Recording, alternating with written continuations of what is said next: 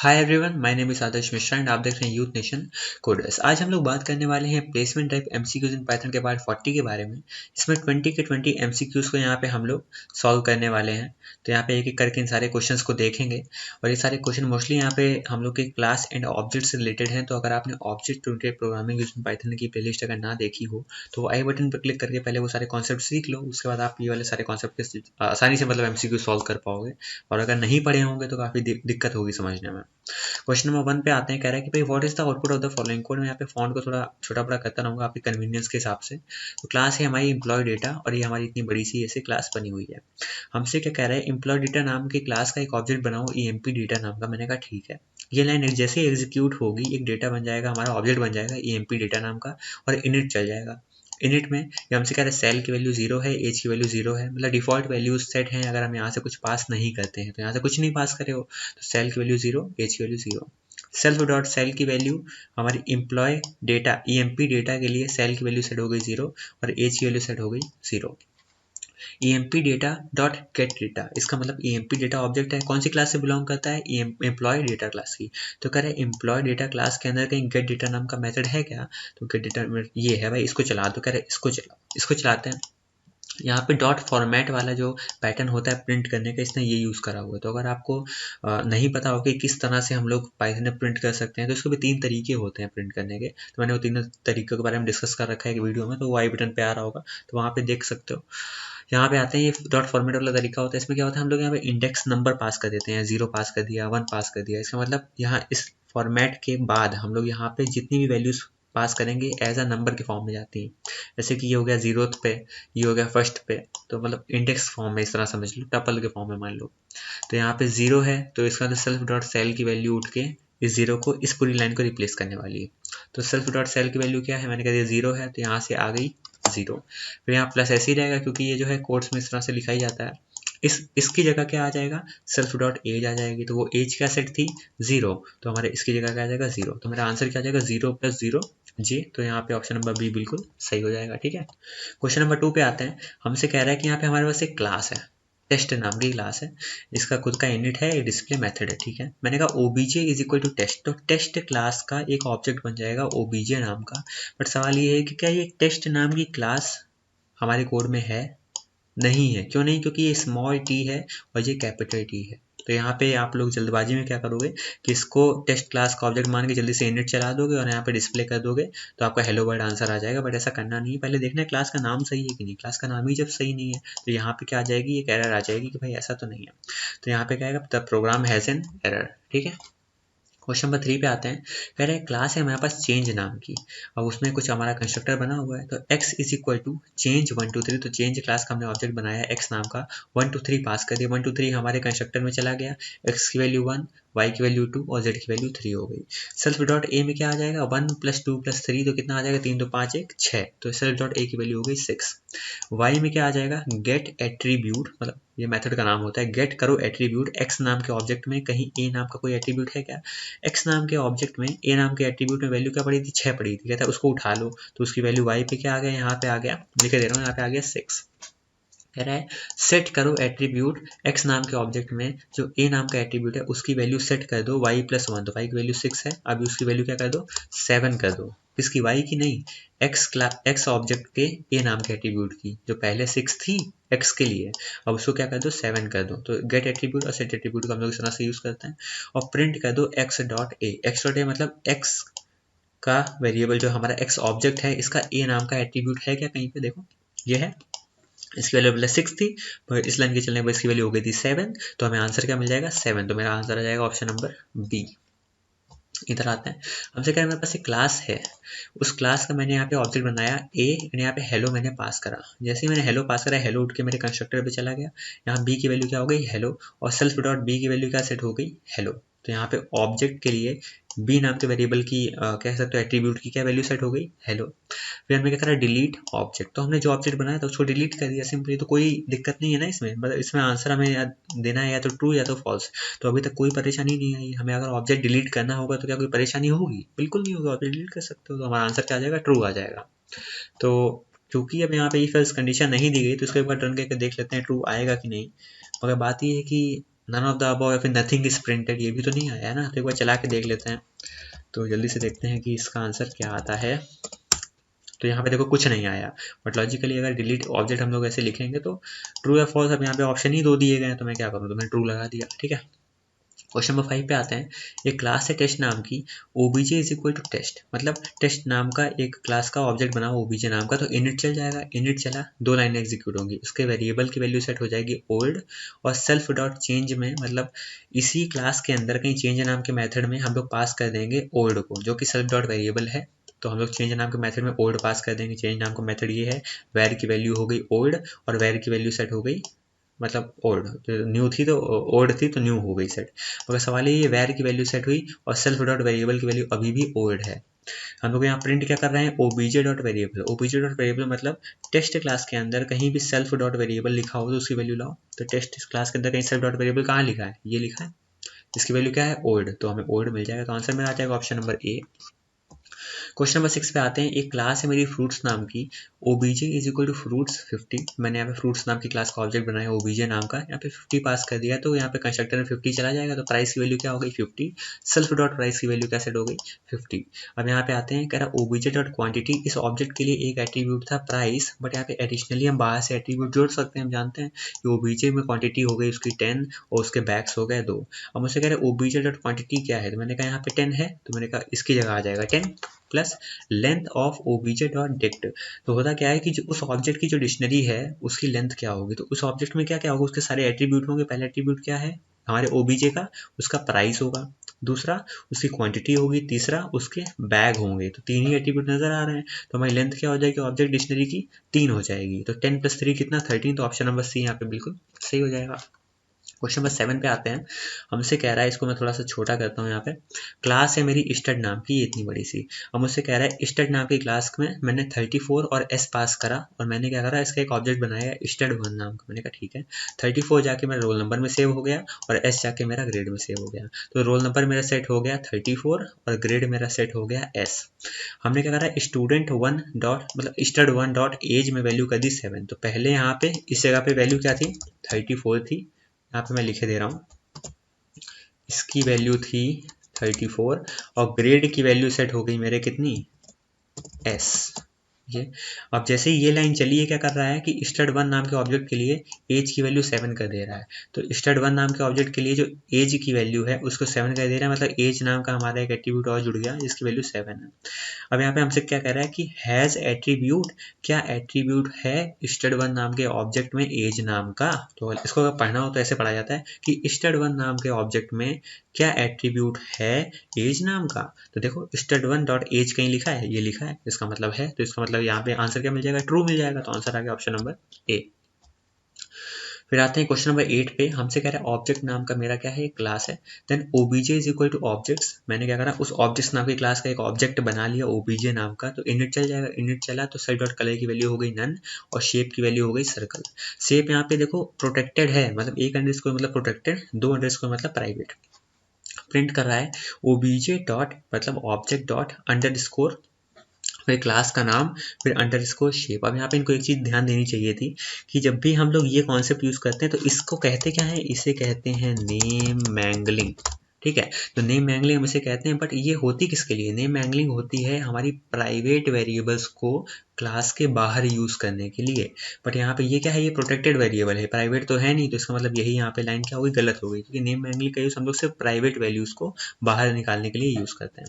तो वही मुझसे कह रहा है कि प्रोग्राम अच्छे से चलेगा क्योंकि नेम मैंगलिंग प्रॉपर्ली इंप्लीमेंटेड। ऐसा नहीं क्योंकि प्रॉब्लम आएगी प्रोग्राम में, क्यों आएगी, क्योंकि हम लोग का जो शेप नाम का ये वेरिएबल है ना ये प्रोटेक्टेड है, प्राइवेट नहीं है। तो ये लाइन तो पहले ही गलत हो गई। कह रहा है एरर आएगी क्योंकि मेंबर जो है प्रोटेक्टेड मेंबर है, बिल्कुल सही बात है। तो हमारी क्या आने वाली है, एरर आने वाली है। क्वेश्चन नंबर 9 पे आते हैं। इसमें हमसे क्या कह रहा है, क्लास है मेरी सेल्स नाम की और val is equal to sales 1 2 3, मतलब सेल्स क्लास में हम लोग 1 2 3 पास करेंगे, उसका ऑब्जेक्ट बना देंगे VAL नाम का। 1 2 3 जाके मेरा आईडी में आया और आईडी से सेल्फ डॉट आईडी की वैल्यू सेट हो गई मेरी कितनी 1 2 3। तो यहाँ पे इसको कर देते हैं, और यहाँ पे मैं थोड़ा सा टैब दे के लिखता हूँ 1 2 3, इसकी वैल्यू सेट हो गई 1 2 3 किसके लिए, वैल के लिए। आईडी की वैल्यू हो गई 100। हमसे कह रहा है वैल डॉट आईडी हमें बताओ, तो वैल डॉट आईडी जब भी क्लास के बाहर से हम अंदर कुछ एक्सेस करना चाहते हैं तो वैल क्या है, सेल्स है, तो सेल्स नाम की क्लास के अंदर कहीं आईडी नाम का कोई एट्रीब्यूट है क्या, कहीं सेल्फ डॉट आईडी लिखा है, ढूंढो सेल्फ डॉट आईडी कहाँ लिखा है, ये लिखा है, इसकी वैल्यू क्या है 123, तो मेरा आंसर क्या आ जाएगा 123। समझ गए। इस सेल्फ डॉट आईडी में और इस आईडी में फ़र्क है। ये क्या है, ये इंस्टेंस वेरिएबल है, ये ऑब्जेक्ट से बना हुआ है, तभी हमने यहाँ पे सेल्फ डॉट आईडी लिखा है।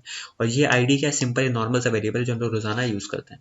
क्वेश्चन नंबर 10 पे आते हैं। एक हमारी क्लास ए है, देन हमारी ये क्लास बी है, एक मेन फंक्शन है, इस मेन फंक्शन को मैंने कॉल करा, एक B is equal to B मतलब बी क्लास का एक ऑब्जेक्ट बना स्मॉल बी, इसका इनिट चल जाएगा, जिसमें जे की वैल्यू हमने कुछ पास नहीं करी है तो डिफॉल्ट वैल्यू सेट हो गई 0, सेल्फ डॉट जे की वैल्यू सेट हो गई यहाँ पे 0, तो मैं यहाँ पे लिखे दे रहा हूँ इसकी वैल्यू सेट हो गई 0। फिर मुझसे कह रहा है प्रिंट करो बी का आई। बी का आई का मतलब होता है क्लास बी के अंदर कहीं आई नाम का एट्रीब्यूट है क्या, तो क्लास बी के अंदर ढूंढो सेल्फ डॉट आई कहीं लिखा है, नहीं लिखा है। नहीं लिखा है तो ए के पास जाके ढूंढना चाहिए था, बट ए के पास जाके तभी तो ढूंढेगा जब वो ए का इनिट चलाएगा, इसने ए का जो कंस्ट्रक्टर है वो चलाया ही नहीं। अगर यहाँ पे लिखा होता कि भाई, इसको मैं इस तरह से लिखता हूँ, अगर यहाँ पे लिखा होता कि सुपर डॉट इनिट, इस तरह से ऐसे कुछ लिखा होता तो मैं समझ जाता कि हाँ उसको वैल्यू मिल जाएगी उसके पेरेंट की। जब तक वो अपने पेरेंट का कुछ चलाएगा ही नहीं, इनिटी नहीं चलाएगा, तो उसको वैल्यू यहाँ पे मिलेगी ही नहीं, तो ये तो लाइन ऐसी गलत हो गई। तो बी डॉट आई में उसको वो वैल्यू मिल ही नहीं पाएगी जो उसके पेरेंट के पास है, तो यहाँ पे आ जाएगी एरर। तो वही मुझसे कह रहा है क्या ऑप्शन दे रहा है, क्लास बी जो है इनहेरिट करता है ए को, मगर जो डेटा फील्ड है आई नाम का वो ए का वो इनहेरिट नहीं कर सकता। बिल्कुल सही बात है, क्योंकि उसने पेरेंट के कंस्ट्रक्टर को यहाँ पे बुलाया ही नहीं, अगर वो चला देता तो उसको वैल्यू मिल जाती।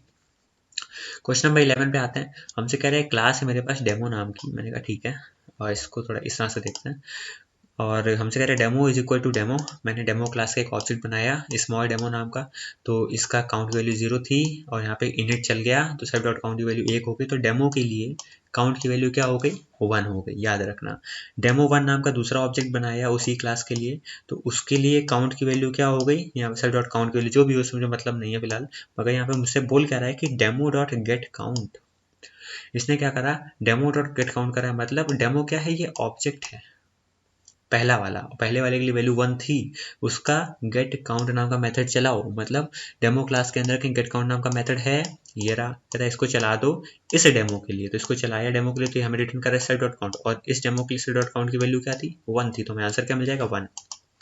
समझ रहा हूँ। क्वेश्चन नंबर 12 पे आते हैं। हमारे पास डेमो क्लास है, simple demo 1 is equal to demo, मैंने क्या करा है इस क्लास का एक ऑब्जेक्ट बनाया डेमो 1 नाम का, काउंट की वैल्यू 0 है, अब बट यहाँ पे डेमो डॉट काउंट कर रहे हैं, इसके पहले क्या कर रहे थे सेल्फ डॉट काउंट कर रहे थे, मतलब सेल्फ डॉट काउंट का मतलब उस पर्टिकुलर ऑब्जेक्ट के लिए काउंट की वैल्यू सेट हो रही थी, बट यहाँ पे हम लोग क्या कर रहे हैं क्लास का नाम यूज कर रहे हैं। क्लास का नेम जब भी यूज करते हैं तो होगा क्या कि भाई ये जो ये वेरिएबल है इसमें चेंजेस आएंगे, और ये वेरिएबल जो है इसमें चेंजेस आ गए तो सारे ऑब्जेक्ट के लिए ये चेंजेस होंगे। इसका मतलब इनिट के लिए हमने देखा डेमो डॉट काउंट की वैल्यू 1 बढ़ाई तो इसकी वैल्यू हो गई 1, फिर दोबारा ये लाइन चली, दोबारा एक ऑब्जेक्ट बना तो काउंट की वैल्यू 1 है, और भाई इस ऑब्जेक्ट के लिए काउंट की वैल्यू तो 1 ही रहेगी, फिर इधर आए इनिट चला और इसके लिए एक और बढ़ गई, इसकी वैल्यू हो गई 2, फिर ये लाइन चली और डेमो को दोबारा डेमो 3 नाम का ऑब्जेक्ट बना तो दोबारा इनिट चला और उसकी काउंट वैल्यू की एक और बढ़ गई, इसकी वैल्यू हो गई 3, क्योंकि हमने यहाँ पे डेमो डॉट काउंट लिखा है। क्लास के नेम का हम यूज करके अगर काउंट में चेंजेस करते हैं तो वो हमारे वेरिएबल में भी रिफ्लेक्ट करेगा। तो हमसे क्या कह रहा है डेमो 1 के लिए गेट काउंट बताओ, तो डेमो 1 के लिए लॉजिकली होना तो 1 चाहिए था, बट हम लोग चेंजेस किस में कर रहे हैं क्लास के वेरिएबल में चेंज कर रहे हैं, डेमो ने क्लास का नाम यूज कर लिया है यहाँ पे। तो डेमो 1 के लिए गेट काउंट चलाओगे तो रिटर्न करेगा डेमो डॉट काउंट, और डेमो डॉट काउंट मतलब क्लास में जो काउंट का वेरिएबल है वो क्या है, क्लास में जो काउंट का वेरिएबल उसकी वैल्यू 3 है, तो हमें आंसर क्या मिल जाएगा 3।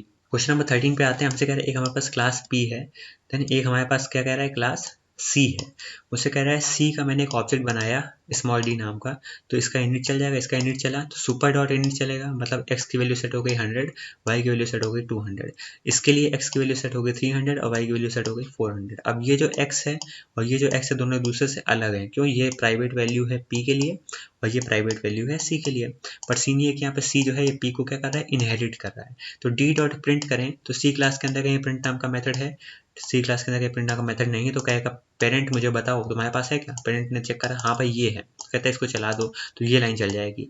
अब ये लाइन चली तो यहाँ पे ये लाइन इंपॉर्टेंट है self dot x, self dot x, तो सबसे चीज इंपॉर्टेंट यहाँ है कि यहाँ इस फंक्शन को बुलाया किसने, मैंने कहा सी क्लास के रेफरेंस से हम यहाँ तक पहुंचे हैं, तो सबसे पहले चेक करेगा कि भाई सेल्फ डॉट एक्स कहाँ पे है। तो सेल्फ डॉट एक्स क्या है, प्राइवेट वैल्यू है। और प्राइवेट वैल्यू का क्या होता है ना कि आप जिसके एरिया में बैठे हैं उसी की प्राइवेट वैल्यू का यहाँ पे रूल चलेगा। तो किसके एरिया में बैठे हो इस समय पे, पी क्लास के, तो इसकी प्राइवेट वैल्यू क्या हो गई, वही यूज होगी इसी की, पी की प्राइवेट वैल्यू। तो पी की प्राइवेट वैल्यू क्या है, 100 है। तो यहाँ पे हम लोग कर देंगे 100। अब तो इसको इस तरह से भी देख सकते हो कि जो भाई सी के ज़रिए आए थे तो सी का एक्स यूज़ होना चाहिए था, बट सी जो है अपना प्राइवेट वैल्यू कह रहा है, हम अपने पापा को नहीं बताएंगे, अपने पेरेंट को नहीं बताएंगे। पेरेंट ने कहा तुम ना बताओ भैया, हम तो अपनी जानते ही प्राइवेट वैल्यू, अपनी वैल्यू चलाएंगे। फिर आए सेल्फ डॉट वाई में, सेल्फ डॉट वाई के लिए आए किसके, ये यहाँ तक किसके ज़रिए आए हैं, सी क्लास के ज़रिए ना। तो सेल्फ डॉट वाई पहले चेक करेगा क्या ये प्राइवेट है, क्या प्राइवेट नहीं है, इसका मतलब सी क्लास जो है वो इन्फॉर्मेशन दे सकता है अपनी। तो उसने सेल्फ डॉट वाई पहले चेक करेगा सी क्लास क्या उसके पास है, उसके पास ये है 400 और ये प्राइवेट भी नहीं है। तो उसने कहा ले लो, प्राइवेट वैल्यू नहीं मेरी, ले जाओ। तो उसने यहाँ से वैल्यू उठा ली, सेल्फ डॉट वाई की हो गई 400। तो हमारा आ जाएगा, प्रिंट हो जाएगा 100 और 400 एक स्पेस के साथ। तो ऑप्शन नंबर बी बिल्कुल सही है। प्राइवेट वैल्यू होगी उसी क्लास की यूज़ कर लेना, पब्लिक वैल्यू होगी तो जिसके चक्कर में तुम वहां तक पहुंचे हो, जिस ऑब्जेक्ट के चक्कर में, उस क्लास की चीज़ें यूज़ कर लेना, ये होता है रूल। फिर आता है क्वेश्चन नंबर 14 पे। एक हमारे पास क्लास है यहाँ पे डेमो नाम की। फिर हमने क्या करा, उसका एक ऑब्जेक्ट बनाया, इसका इनिट चल जाएगा, ए में वैल्यू सेट हो गई 1, बी में सेट हो गई 1। हमसे क्या प्रिंट करो OBJ dot A. OBJ dot A मतलब सेल्फ डॉट ए क्या है, क्या इस क्लास के अंदर ये है, इसकी वैल्यू 1 है तो हमें 1 दे देगा, आंसर प्रिंट कर देगा। मेरा क्या है, program run fine and 1 is printed, simple. Question number 15 पे आते हैं। सेम क्लास है मेरे पास, सेम मैंने ऑब्जेक्ट बनाया, इनिट चलेगा, सेल्फ डॉट ए की वैल्यू 1 हो गई, सेल्फ डॉट बी की वैल्यू हो गई 1। और हमसे कह रहा है ओबीजे डॉट अंडरस्कोर बी। अब इसने ये चीज़ गलत कर दी भाई, जहाँ 2 अंडरस्कोर लग गए इसका मतलब ये क्या है, प्राइवेट चीज़ है और आप डेमो क्लास की प्राइवेट चीज़ को बाहर नहीं यूज़ कर सकते हो। इसका मतलब यहाँ पे क्या आ जाएगी, एरर आ जाएगी, क्योंकि आप किसी भी क्लास के किसी भी वेरिएबल की वैल्यू, किसी भी इंस्टेंस वेरिएबल अगर वो प्राइवेट है तो उसकी वैल्यू बाहर नहीं यूज कर सकते। यहाँ एरर आएगा, क्या एरर आएगा, प्रोग्राम में एरर है क्योंकि यहाँ कोई फंक्शन नहीं है रिटर्न करने के लिए, ना ना ना, प्रोग्राम में एरर है क्योंकि बी प्राइवेट है एंड डिस्प्ले सेल्फ रिटर्न कर रहा है प्राइवेट में, ये भी नहीं होगा। प्रोग्राम में एरर है बिकॉज बी प्राइवेट है और हम लोग उसको प्रिंट नहीं कर सकते हैं। हाँ ये चीज़ सही है कि प्रोग्राम में बी प्राइवेट है और हम उसको प्रिंट नहीं कर सकते हैं, एरर आएगी। क्वेश्चन नंबर 16 पे आते हैं। क्या कह रहा है, क्लास है मेरे पास एक डेमो नाम की, OBJ equal to demo, same question है। मैं इसका इनिट चला, ए की वैल्यू सेट हुई 1, बी की वैल्यू सेट हुई 1। प्रिंट कर रहे हैं ओबीजे डॉट गेट, मतलब डेमो क्लास के अंदर कहीं गेट नाम का मेथड है, ये रहा, इसको चला दो, सेल्फ डॉट बी को रिटर्न कर दो, यहाँ से वैल्यू आ गई 1 और यहाँ प्रिंट हो गया 1, तो यहाँ इसका आंसर आ जाएगा 1। तो कहाँ है 1, the program runs fine and 1 is printed, option number D बिल्कुल सही है। क्वेश्चन नंबर 17 पे आते हैं। हमसे कह रहे हैं क्लास है मेरे पास एक डेमो नाम की, ठीक है, तो मुझसे कह रहा है उसका ऑब्जेक्ट बनाओ, ए की वैल्यू सेट हो गई 1, बी की वैल्यू सेट हो गई 1। मुझसे कह रहा है ओबीजे डॉट ए की वैल्यू सेट कर दो 45। तो यहाँ पे पहले से वैल्यू 1 थी, वो ऑब्जेक्ट के लिए ए की वैल्यू क्या थी, 1 थी, बट बाद में वैल्यू क्या हो गई 45 हो गई। और प्रिंट कर रहा है ओबीजे डॉट ए, तो ओबीजे डॉट ए की लेटेस्ट वैल्यू क्या है, 45 है, तो 45 हो जाएगा, ठीक है, तो 45 आंसर आ जाएगा मेरा। तो क्या कह रहा है, program run properly and print 45, तो ऑप्शन नंबर ए बिल्कुल सही है। क्वेश्चन नंबर 18 पे आते हैं। कह रहा है कि एक हमारे पास क्लास है फ्रूट नाम की, ओबीजे इक्वल टू फ्रूट, मैंने फ्रूट क्लास का ऑब्जेक्ट बनाया, इनिट चल जाएगा, प्राइस सेट हो गया 100 और बैग सेट हो गया 5। ओबीजे डॉट डिस्प्ले, तो फ्रूट नाम की क्लास में डिस्प्ले नाम का मेथड ढूंढो, ये मिल गया, इसको चला दो। कह रहा है प्रिंट कर दो self dot bag, self dot bag value 5 है तो 5 मेरा प्रिंट हो जाएगा सिंपली। इसको देख लेते हैं 5 कहाँ पे, program runs fine and 5 is printed, option number C सही है। क्वेश्चन नंबर 19 पे आते हैं। कह रहा है कि यहाँ पे एक स्टूडेंट क्लास है और कह रहा है OBJ is equal to student, तो मैंने कहा ठीक है, इसका ऑब्जेक्ट बना, इनिट चला, मार्क्स जो है यहाँ पे हो गया 97 और CGPA सेट हो गया 8.7। ये कह रहा है OBJ dot underscore class name underscore CGPA। देखो नेम मैंगलिंग का कॉन्सेप्ट इसने सही करा है, क्या करा है, ऑब्जेक्ट डॉट एक अंडरस्कोर लगाते हैं क्लास का नाम, फिर 2 अंडरस्कोर लगाते हैं उस वेरिएबल का नाम, अगर प्राइवेट वेरिएबल है तो। बट सीनियर यहाँ पे क्लास का नाम स्टूडेंट है और इसने देखो यहाँ पे कैपिटल लेस और यहाँ पे स्मॉल लेस है, तो यहाँ पे क्या आ गई, एरर आ गई, क्योंकि क्लास का नाम ही सही नहीं है। तो इसका क्या हो जाएगा, ये मुझसे कह रहा है कि एरर क्योंकि प्रॉपर सिंटेक्स नेम मैंगलिंग का इंप्लीमेंट नहीं हुआ है, तो ये आंसर हो गया। क्वेश्चन नंबर 20 पे आते हैं। कह रहा है एक मेरे पास क्लास ए है, एक क्लास बी है और एक क्लास सी है जो ए और बी दोनों को इनहेरिट कर रहा है। तो ये केस हमारा कैसा बन जाता है, मैं आपको यहाँ पे बना के दिखा देता हूँ एक बार। ये देखो, इस पे मैं क्या कर रहा हूँ, आपको डायरेक्टली डायग्राम बना के दिखाता हूँ कि इसको इनहेरिटेंस को पता कैसे करते हैं। तो मैंने क्या कहा कि भाई एक मेरे पास क्लास ए है, मैंने कहा एक मेरे पास क्लास बी है, बी को यहाँ इस जगह लिख देते हैं, मैंने कहा एक क्लास बी है, क्योंकि ए अपनी यूनिक क्लास है और बी अपनी यूनिक क्लास है, दोनों किसी को इनहेरिट नहीं करेंगे। मैंने कहा ए क्लास मेरी यहाँ पे क्या है, सी है, ये रही मेरी सी क्लास। अब कहते हैं सी जो है ए को इनहेरिट कर रही है और सी जो है ये बी को भी इनहेरिट कर रही है। मतलब सी जो है, आप कह सकते हो ए अगर इसकी मम्मी है और बी अगर पापा है तो सी क्या है, एक बच्चा है। तो ए हो गई पेरेंट ए, हो गया पेरेंट बी और उसका चाइल्ड हो गया सी। तो ये कहता है एक चाइल्ड मल्टीपल पेरेंट्स को बिलोंग कर रहा है, तो ये क्या हो गया, मल्टीपल इनहेरिटेंस हो गया। तो ऑप्शन नंबर बी बिल्कुल यहाँ पे क्या हो जाएगा, मेरा सही हो जाएगा। ठीक है।